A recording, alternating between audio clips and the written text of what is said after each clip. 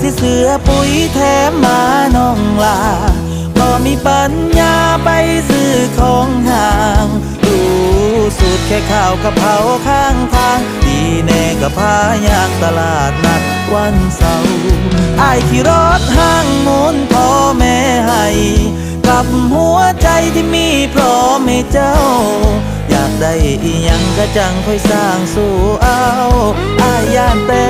เจ้าสิบ่